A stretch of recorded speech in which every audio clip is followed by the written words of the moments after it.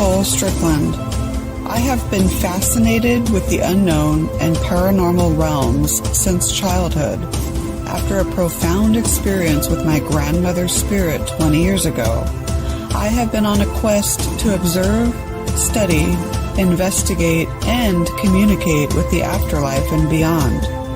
It's been an ongoing journey of exploration and discovery, one that has taught me how mortality and the spirit world are forever bonded through the veils of time.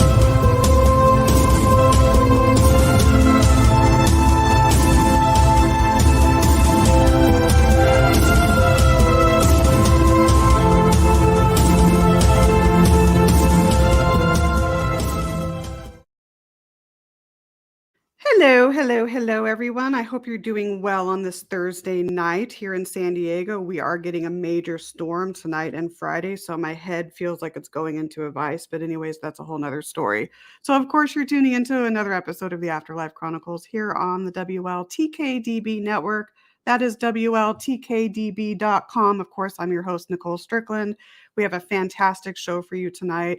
Before I bring in my special guests, friends, colleagues, writers extraordinaire, Marie D. Jones and Denise Agnew in, just a few announcements. The show that aired before me, Realm of Darkness with Rini Rodriguez and Ashley Moreno, was fantastic. They did discuss the Michelle Carter case and sad suicide or tragic suicide of Conrad Roy. Very interesting case. I read up on it a little bit. So if you've missed that episode, it will be archived and available for you. So anyways, a few announcements, upcoming events. Of course, you can see my socials. This Monday, I'll be on Pulp Addicts with Dave Cruz and Russ Bailey, their radio show. And then March 12th at, I believe, 10 a.m. Pacific, my 12th appearance on Mance and Mitchell with my dear friends Gary Mance and Suzanne Mitchell. So excited for that. How it's the 12th episode on March 12th. Weird about that. Ghost Education 101. I'll be doing a presentation at 6 p.m. Pacific, March 16th. Paranormal Investigation 101 is technically what that is. And then, of course, the Oregon Ghost Conference this month.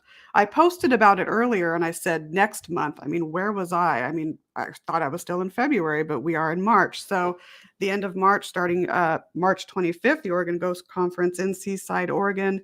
OregonGhostConference.com has all the details. I'll be doing or hosting a class there, Paranormal Investigation Methodologies, our virtual class, because sadly I can't be there physically, which is sad, but next year.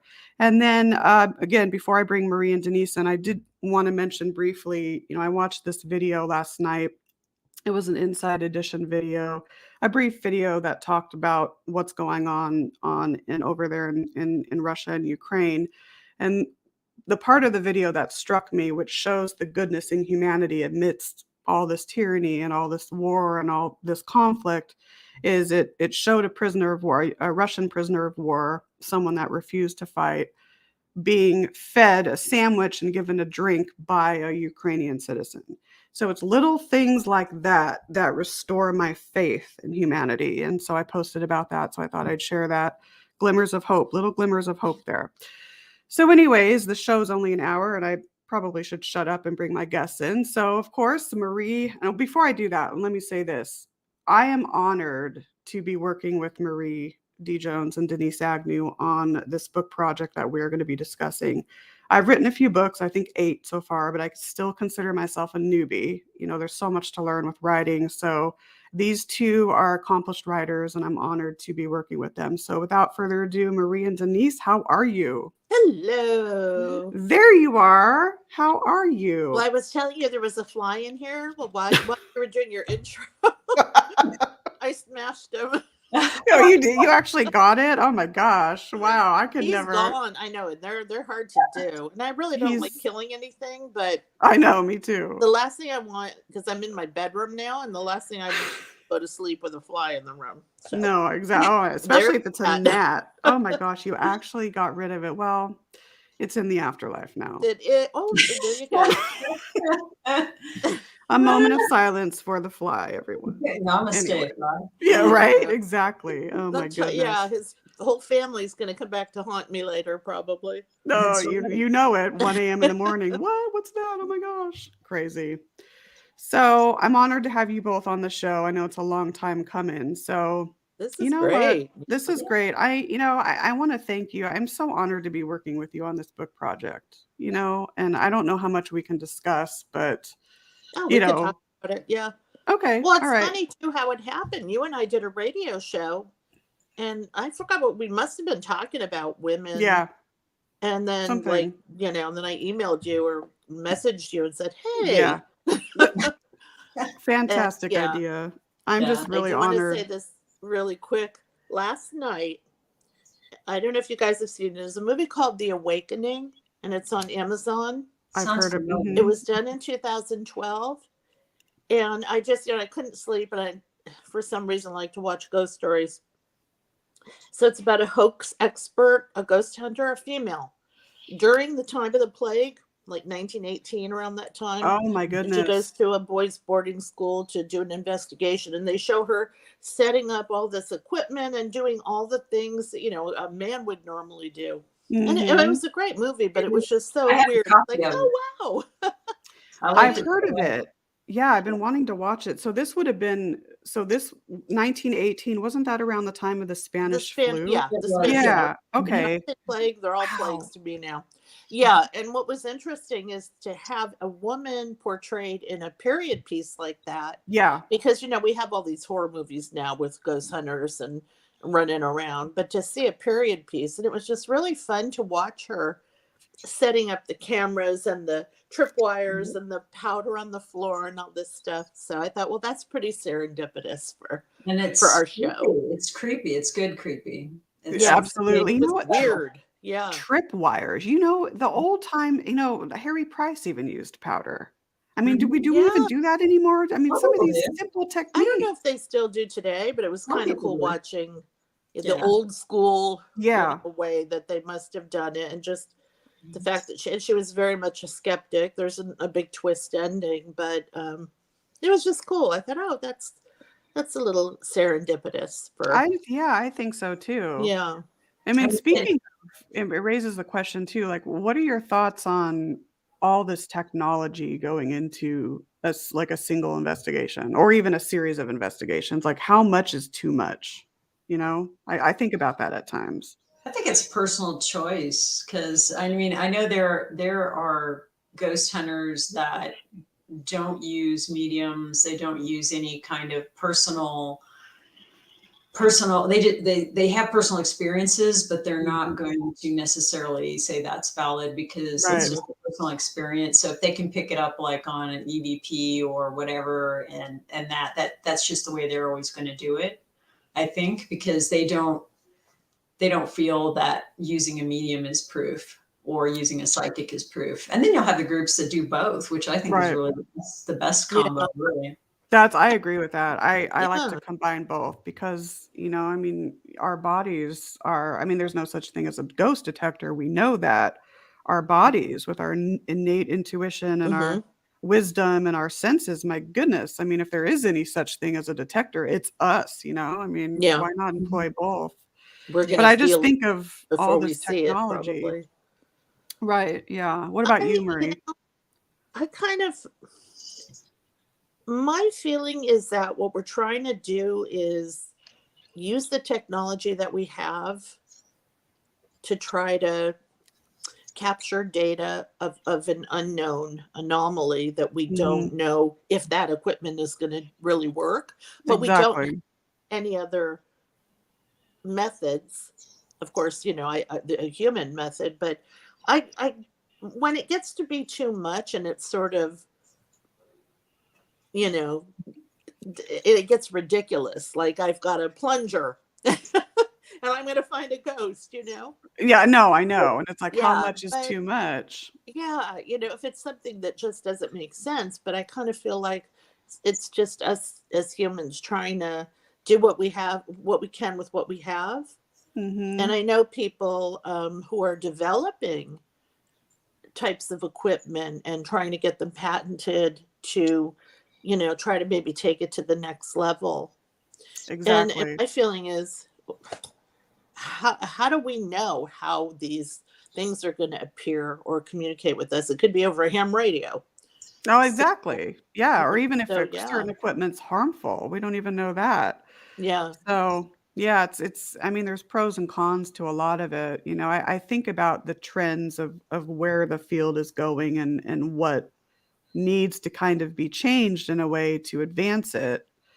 I think there's just such a divide between, you know, the thrill seeking mentality, which is okay, there's nothing wrong with that, and then those that are really out there in the trenches scientifically wanting to not necessarily prove, or maybe they are, but to Yeah. understand more of, you know, what we're dealing with. And so that's, things that I think of.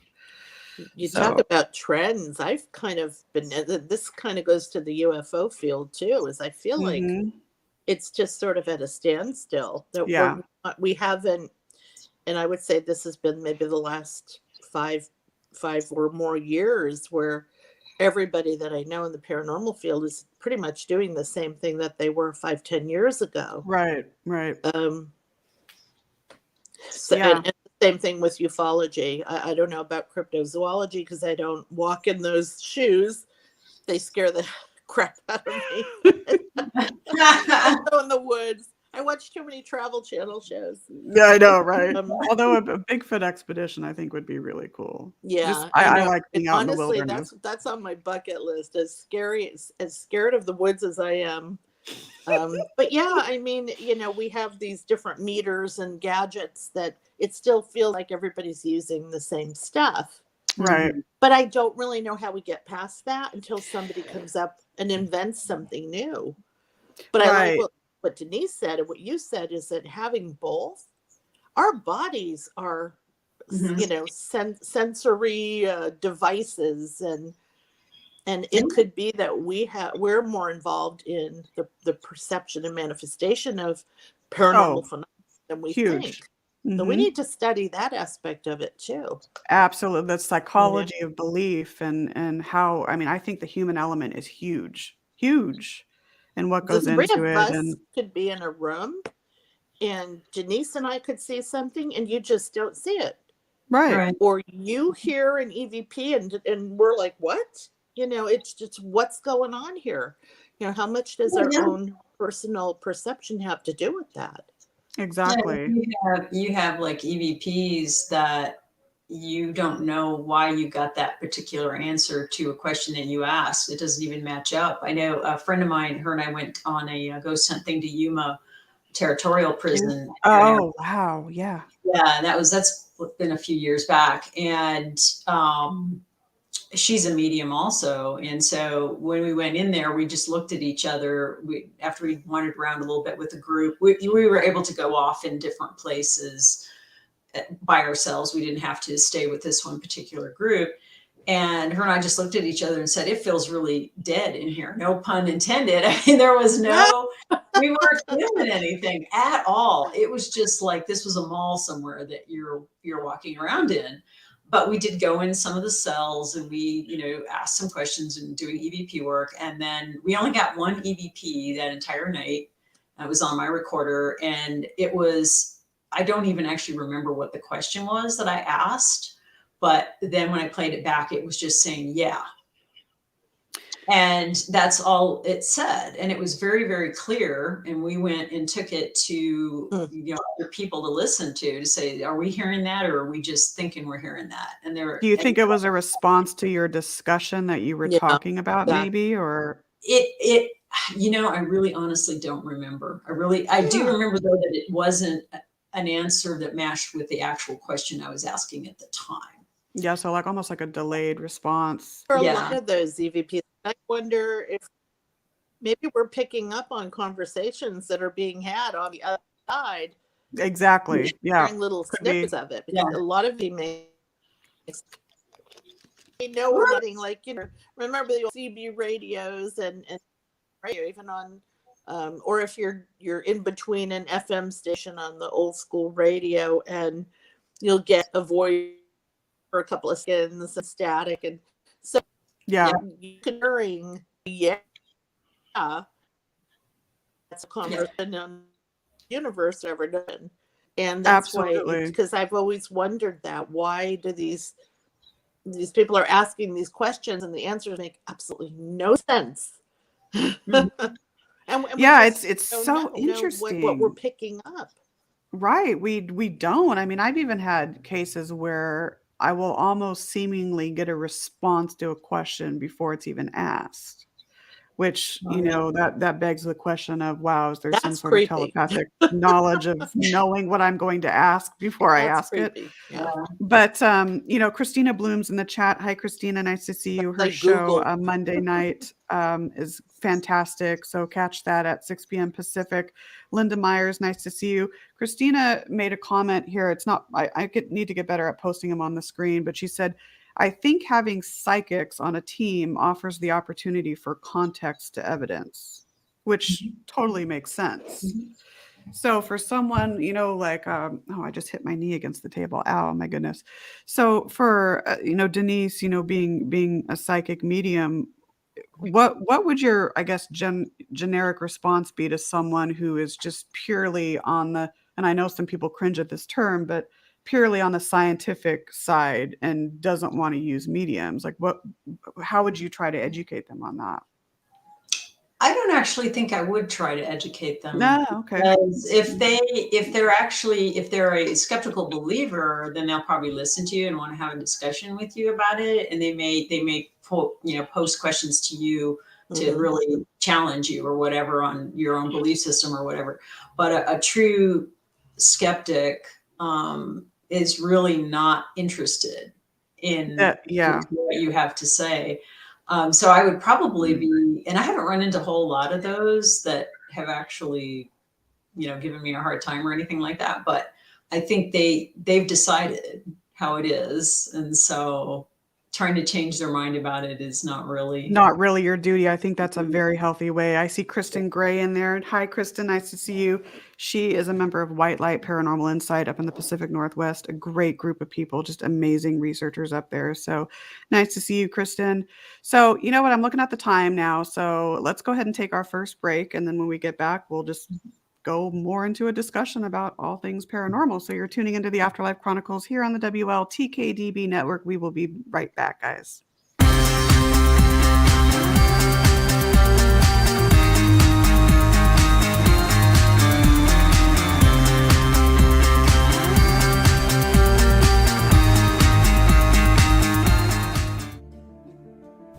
Looking to launch your new masterpiece? Then try something new with Moonbow Publishing and Production. At Moonbow, we have a strong desire to serve authors in a powerful and meaningful way. After all, you poured your heart and soul into your writing, and we fully understand and respect that. Remember this: you will own the copyright to your work. You will have the final say on your work before being published.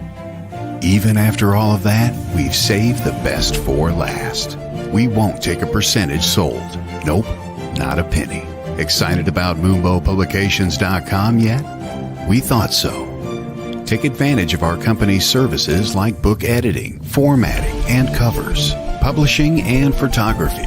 Moonbow Publishing and Productions has everything you are looking for in a company. Remember, we will not keep any commissions. We are a boutique publishing company focusing on spiritual, health and wellness, and personal growth genres. Moonbow Publications and Productions, a new kind of publishing company.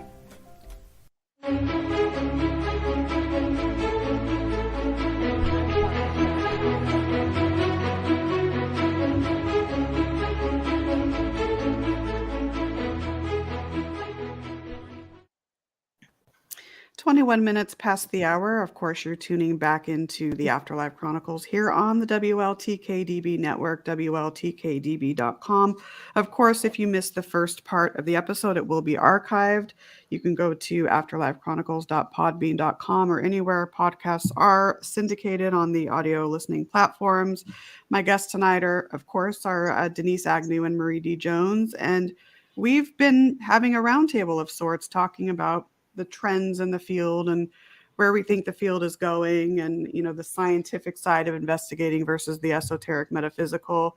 And I do want to reiterate, it is of my opinion that you need to blend the two. I think blending the metaphysical, the holistic, the esoteric, and with the scientific, I think it gives it a more holistic, I know I've said that word 3 times, but holistic approach to the field. So I think that's very important. And then speaking of that, women in the paranormal, the importance of having women in the paranormal, I mean, with our sensitivity levels and just with our innate wisdom and everything, I think it brings a lot to the table. So if someone were to ask you guys, okay, maybe what are your top 2 or top 3 reasons why women should be investigating this field, what would they be, do you think? Mm. Hmm. I Like think it, women are going to Oh, go investigate ahead. it. Go ahead, Denise. They're going to do it, whether We'll go in anybody alphabetical says they should order. or not. are we going in? I know, right? Well, I'll go last then. No, I'm kidding. I'm joking. Yeah, I don't, I think about that. I'm like, what, I mean, why should women be in this field? I mean, not over men. That's not what I'm saying, but what maybe what can women bring to the table? Maybe that men necessarily can't, I guess is where I'm going. What do you guys think? We are Well, incredibly intuitive. I mean, Mhm. I think we bring a lot of the same things that Oh men yeah. Yeah, of do. I course. don't always like to separate the two, but we also bring, I think, an incredible intuition. I think Denise argument is sensitivity. Um, we're as women more of communication and connections and links between uh, us and our environment. Maybe men, I hate to generalize, but they might be a little more singular focused on the testing of the equipment or performing their expense, operate a little more generally. But we shouldn't be left out of the discussion, of course. And here's the thing: No. as far as I'm concerned, you guys, when let me know if you agree. I know more women than men who have these experiences, and I That's a good point. know more Mhm. women than men. So we definitely need to be part of the discussion. And we can work the equipment, and a lot of us can have scientific backgrounds or what have you. That Right. intuitivity is just we It's may so sense strong. something before the Absolutely. equipment does. Absolutely. And I have to say that came out wrong what I said. I didn't mean to say what can women bring to the table over men. That didn't sound right. I was mainly saying, basically trying to ask what can women bring to the table that, really can advance this field, is what I was trying to ask. It didn't come out right. I apologize for that. But Kristen Gray, she said it, our intuition, huge, right? Our compassion and our empathy. Empathy is huge. Empathy, and I'm Yeah. going to add humility to that, having that humble Oh, side and yeah. being, I mean, working with spiritual energies, it's not about ego, it's about the respect and the reverence and the humility. So I think that we can bring that greatly to the table. And so I think that's why this book project is so important. I'm really hoping it can really make a difference yeah. for people. So, and it's weird. I almost know more women in the field than I do men as well, which is strange, but true.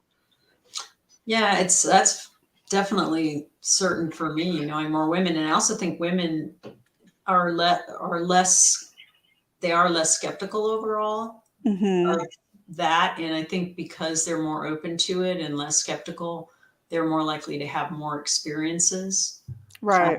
Just because of that willingness to step in there. It kind of depends on the woman. Obviously, there are some Right. women that are very afraid to approach any of this, even if they do have the sensitivities or they happen to have had experiences. They don't want to have any more to do with it.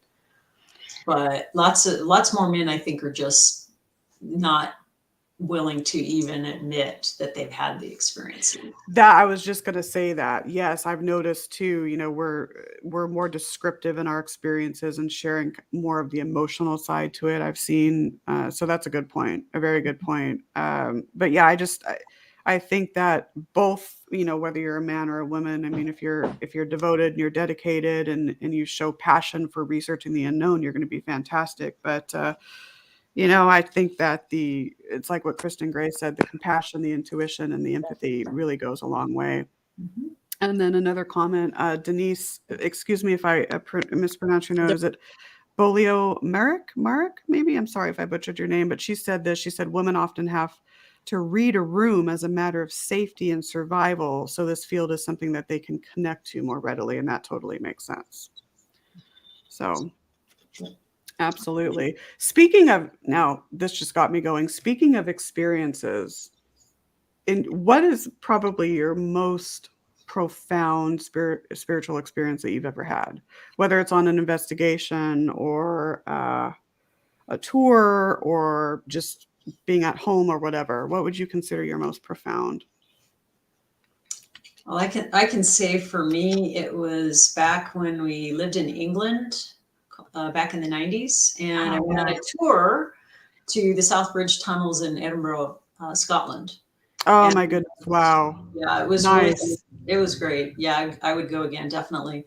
But what happened, a very short story for this, because I could go on forever about it, but it was, we were down there and we went into one particular room, and all of a sudden I felt like this overwhelming sense of, oh my gosh, I have to get out. I have to get out. My palms started sweating, all this stuff. And I'm not afraid of, like, I'm not claustrophobic. I didn't have any reason to feel this way about anything. I was enjoying the tour. I was really digging it. And I just kind of lost track of everything else that was going around me, because I just had that overwhelming feeling of, I've got to get out of here. But I stayed because I would have been embarrassed to run, screaming out of this place. No. I wouldn't have done that anyway. I wouldn't have embarrassed myself. But it was a long time later that I actually realized that there had been a lot of other people who had had the same experience in that tunnel. And I had people say, well, maybe it was because you picked up on somebody that had Yeah. been there, Right. or somebody Right. was trying to connect with you because they knew you could do that, which I didn't actually know I could do that at that time. But that was the one time I've ever been afraid and had no idea why I was feeling that way. Do you know, I mean, have you been able to now some years later recollect on that and have any idea of who it was that No, maybe? no, not at all. I mean, there were so many people that were down there and had the life that they led down Oh there. yeah. It was actually being occupied and Crazy. stuff. So it could have been anything really. And I went later to some other underground places, like the military tunnels at Dover, Oh wow. Dover, England. And I tested myself out. Was I going to have the same experience, and was I going to feel claustrophobic and underground? Nothing. Oh my Nothing goodness. happened. So Wow. Yeah, have I ever been afraid on an investigation?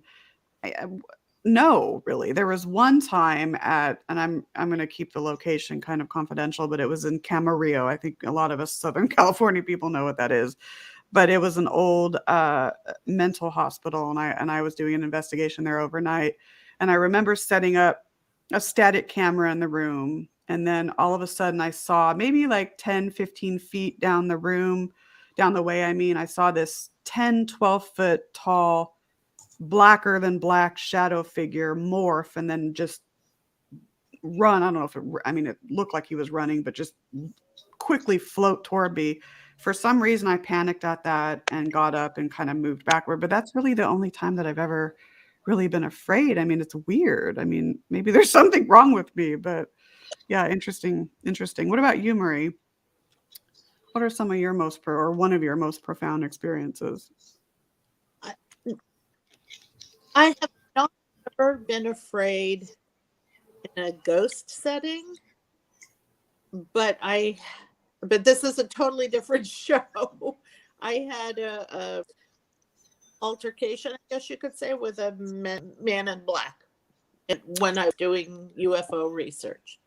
Okay. Wow. But those days, I in a couple of, I felt go in a certain room because that had happened, and nobody told me yet, and I would get that sort of wave of almost, yeah, and like a repulsion.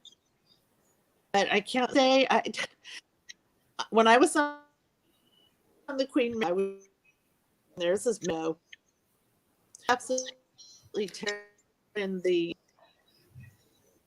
and I've heard go. She's cutting out a little There's bit. I apologize for this, guys. there's sort of a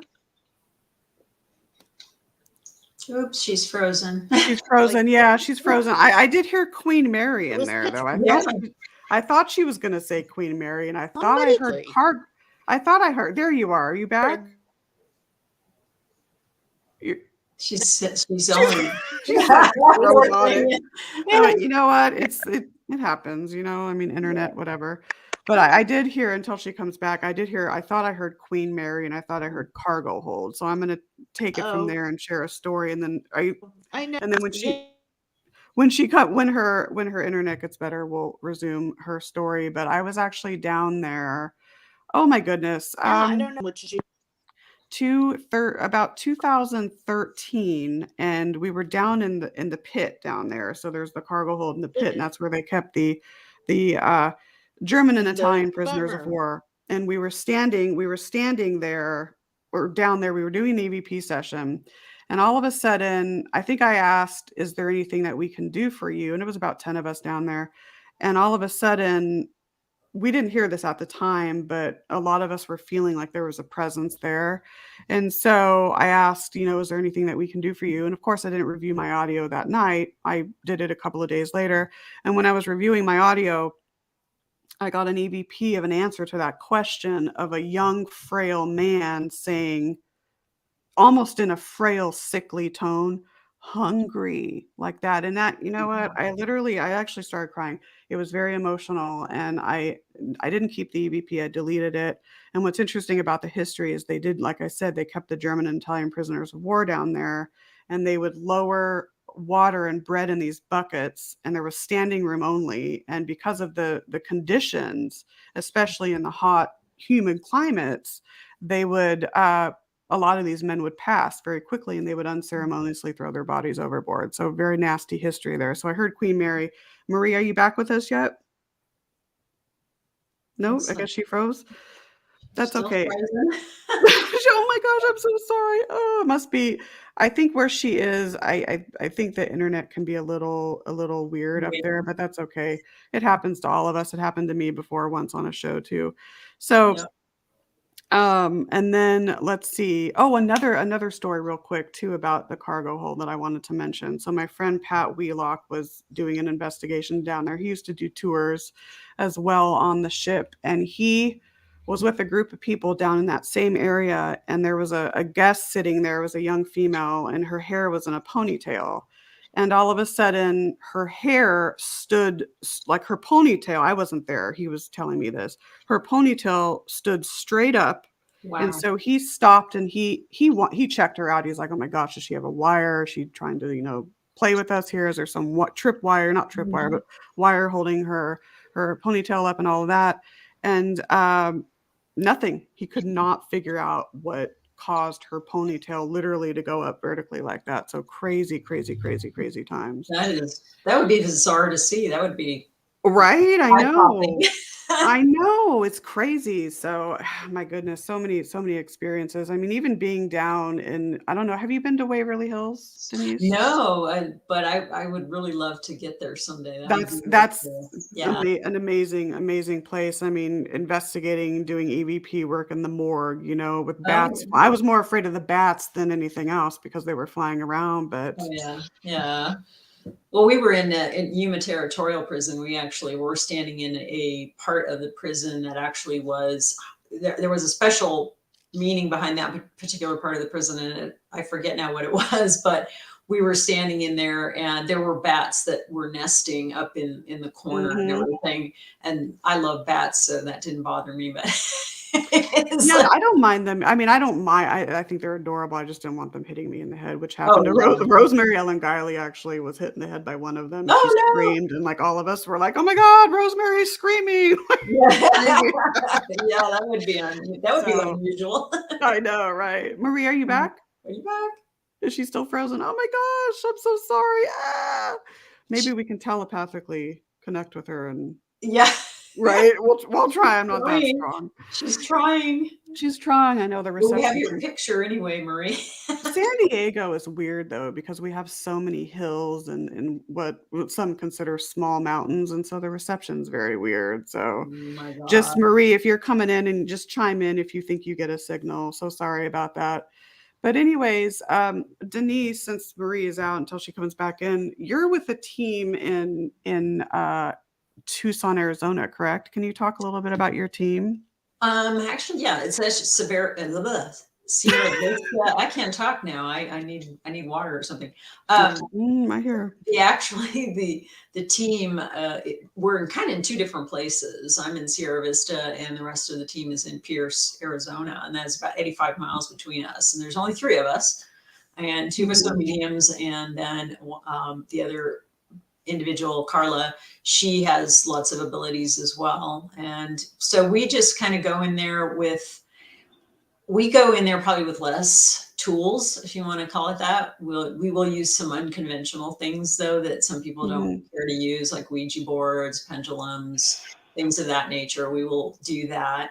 But a lot of it is the conventional with getting EVPs. We haven't spent the money on any other exciting equipment other than using ourselves as kind of the barometer and the EVPs at this time. And we have gotten some here and there from time I to time. respect that though, because there's this misnomer that, oh, you have to have all this equipment in order to get or have a successful investigation. And Yeah. you can go in with yourself and a notepad and have an amazing experience. And I'm of the belief that, and when I do my case reports, subjective information, personal experiences, intuitive impressions, that all goes in the case report, just like EVPs do or anomalous photographs. It's equally as important. It helps to tell a story. So I respect that. You really do not need to have a lot to have a successful investigation. And I question whether, like what we were talking about earlier, is too much equipment, will that deter us from communicating and having or acquiring data? It may. You never know. Yeah, and I think if somebody said to me, "Hey, Denise, would you like to have all this equipment?" And I had the opportunity to use it, I would maybe try it and see what I felt Right. about it. And there's enough of a skeptic in me, even, that there are certain things that I definitely question about Yeah. equipment. But on the other hand, it's kind of like a double-edged sword, because Mhm. if you're gonna question the equipment, then people can question you, the person, the individual having the experience. How do we know you're not making that up? Or how do we know this, that, or the other? So it ends up being one of those things where you go into the investigation hoping that you can get some answers or find out some neat things that are going on there. Absolutely. Very, very well said. Yeah. Ouija boards, there's a lot of debate on those. And here's my thought, and I don't know what your thought is, but it's just a tool just like anything else. Mhm. I My agree. thought is that it's a lot of people don't like using it because of the negative connotations attached to it, because of all the Mhm. experiences you hear of, oh my gosh, when I was 13, I used the board with my friends, and oh my gosh, we had all these weird experiences. But in reality, it's just a tool like anything else. Right. It's just like Right. an audio recorder. So I don't know what Right. your thoughts are on that, Yeah. but it can be Well, something very worthwhile. I think if people don't know how to go into it with right intention, Right. I if agree. you're a teenager who's just kind of fooling around with it, and you're saying things like, "I want to summon," yada yada, whatever, whatever it is that you're trying to bring up, could you possibly get an attachment or have something bad happen? I think you could, but I think that even if you don't know what you're doing, I think the possibility of that is very slim. Right. But I the agree. way we do it is we go into it with the intention of, in a protection circle to start with, of we're only going to accept spirits or et cetera that have good intentions, and that we are coming in Absolutely. with good intentions. And then when we close down the board, we're basically doing the same thing. We're kind of closing the circle and clearing and cleansing the whole thing. And that's So, amazing. You have to do that, before an mhm. investigation, doing it individually, doing it as a team, even at the end, that opening statement, that closing statement. Linda Myers just mentioned right intention is super important. Intention is everything, really. Mhm, mhm. So having that right mindset. Marie, are you back with us? I've heard Yeah, all I of the hear stories. you. I heard your story about the bats, and I'm like waving, like I'm Yeah. here. Oh my God, I'm I sorry. think the fly. I think the fly is just messing with me. Oh my God, right. I mean, I it was goes telling from you guys, I'm flies like, to I know bats. I'm here. So I Oh don't my know. gosh. But yeah, I I've was heard just saying, about everything. So okay. Oh, you heard her. I was saying how in San Diego with our hills, sometimes reception's really weird, I but don't know what it is. glad to Yeah. have you back. So share one that you want to share, one of your most profound spiritual experiences, because I know you cut out like right when we were at that point. I have to think back because I'm old and I have Yeah. to Oh, like come on. Please. Please. I mean, in terms of like the paranormal, and I want to stay away from ufology because it's a whole different ball game. But there have been places that I've gone to. When I was a kid, we came out to California. I lived in New York, and I think we came out one year we used to come out for summer vacation sometimes. And we went to the Hotel Del Coronado, and they were doing some reconstruction. Oh, wow. And Yeah, I there love was that a place. roped off area, and I remember we were going on the tour, and I was sort of approaching the roped off area, and I felt just an overwhelming sense of nausea and being just sick to my stomach and like repulsed. And the tour person said, "Oh, and this is where a lot of people have seen the ghost of a," and I was like, "Oh, you got to be kidding!" And Oh then my that goodness. happened again. I went to a Halloween party up at a mansion in La Jolla, and there was a coat room, and there was a room that was not supposed to be the coat room. And I opened the door to put my coat, and the person in the wrong room, and the host said, "Don't go in there. We don't want anybody going in there." And it's like, again, as soon as I opened the door, I felt like I was going to throw up. I just felt like this, wall of nausea and just being repulsed. And so I put my stuff in the right room, and I said, "Well, what's is there something going on in that room? Because it feels really weird." And then somebody had been murdered in there. Oh It was my like a goodness. drug Yeah. on death. See, do you So know there's things how? like that.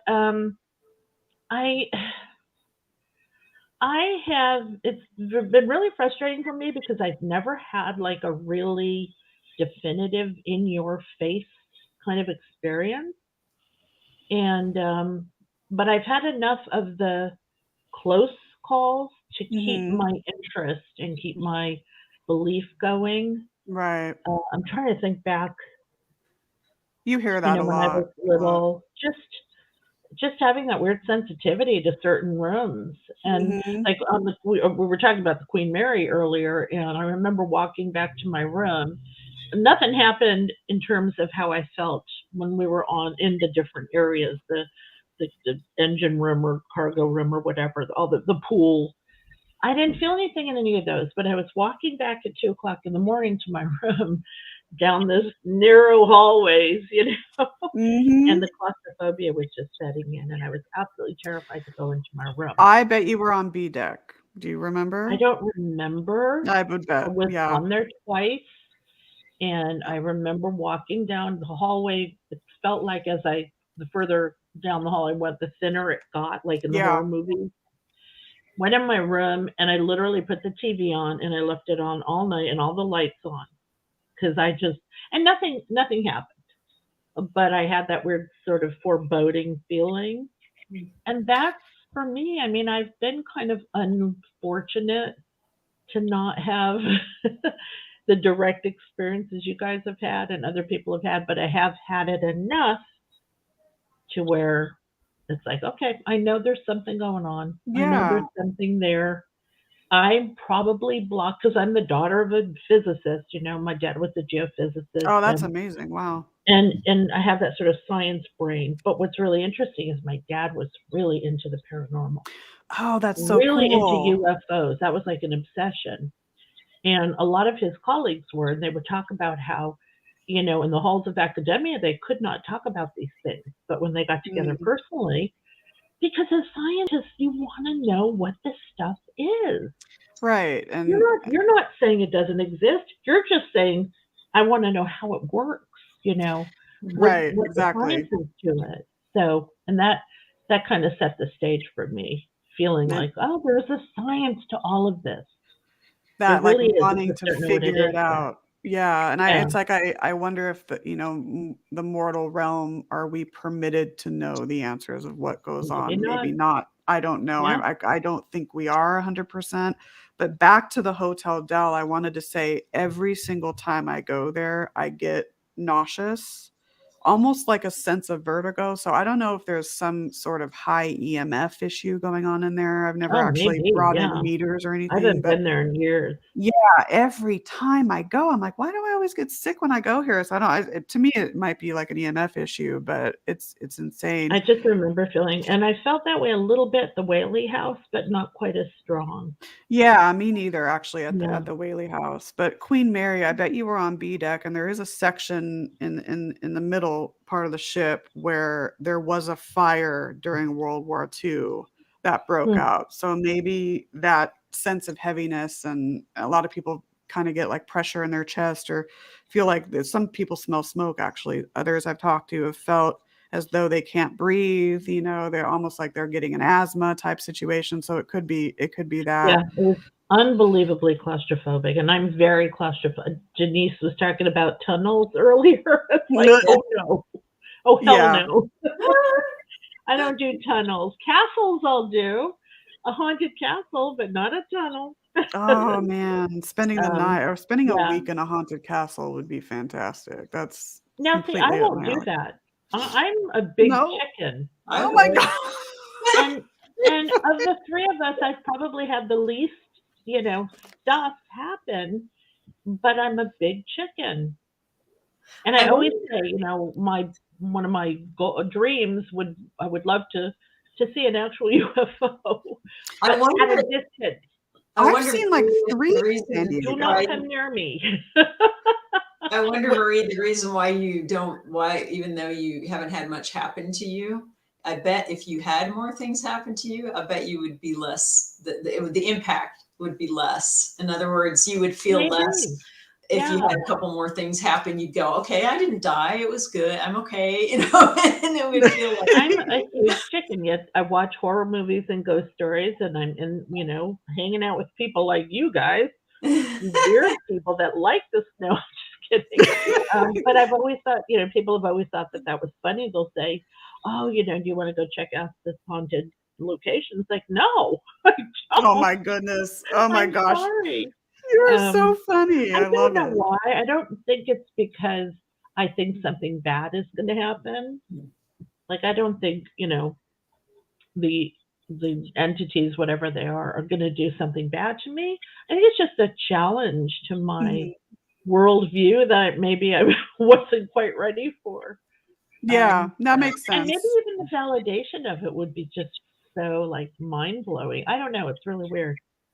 But yeah, No. I think I'm more sensitive physically to things than somebody that sees, has a visual experience. I definitely get that. Oh my God, I feel the vertigo. I feel like I'm going to throw up. Literally, like some energy is pushing you back. And I did have that happen to me in a UFO related incident where I was going to see Carl Sagan speak. This was, obviously before he died. Right, of As course. far as I know, his ghost isn't doing any. And it was at the Planetary Society in Pasadena, and I lived in Burbank at the time.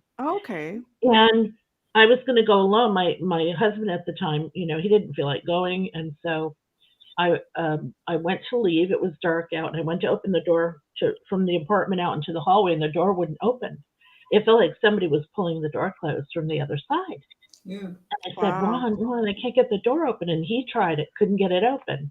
And he said to me, maybe you're not supposed to go. And I said, oh, I'm going to see Carl Sagan. Yeah, right, exactly. Material, right? So I got in the car and I went, and I ended up having 2 hours of missing time on the 134 freeway. heading Whoa. through Glendale towards Pasadena. I lost 2 hours of time. I ended up heading north to Sacramento on a different freeway. Holy No cow. recollection of what Whoa. happened. This was when those big giant cell phones had just come out, so I was able to call my husband, and he talked me off the cliff, and I went back home. I never got to see Carl Sagan. So many, many, many years later, I was on radio with Ann Stryber, Whitley Strieber's wife, before she passed away, and a woman called Starfire Tor. I don't know if you guys know Starfire. And I was telling that story, and they both, I could just hear dead silence. And they both said, I don't, you must not be aware, but that stretch of freeway is notorious for abductions. Oh And my why goodness. don't you undergo hypnotic regression? And I said, I really don't have any feeling or recollection of anything like that happening. So I'm just going to leave it alone. That is actually an amazing. And I never did, because I don't think anything like that happened, but it was really, really weird. And That is maybe it did. amazing. I don't think I really want to know. But ghost-wise, it's like I want to have something happen, but at the same time, I'm just such a chicken. Oh my gosh, you're so So funny. I'll let you guys. What? These experiences are like truly amazing. I mean, I didn't even know. I mean, here I am, a Southern Californian. I didn't even know that stretch of freeway in Pasadena was known for that. Like that's news 134. to I was me. at the Glendale. I was in Glendale, right where it heads off to the 2 north. Okay, That's where it yeah, happened. exactly. And that's Yeah. what everybody says is and this was quite a while ago, so I don't think that it's that way now, but at that time, I guess it was a big hotspot. I do want to say one thing to both of you, though, having these experiences, is that have you ever felt compelled to sort of communicate how or where are you? Where are you? Are you alive? And how are you showing up here? Because for me, I think if I did get over that initial jolt, that's what I would want to ask. The sciencey stuff, like, okay, am I just perceiving you in my head, conscious, or are you an actual real manifestation? And where the heck are you? Yeah, I keep saying yeah tonight. That's not, I don't know why I keep doing that. It's weird. But I think of things like this too. And I almost, in many ways, I almost go with my gut and intuition on whether I'm communicating with something intelligent or whether it's like residual.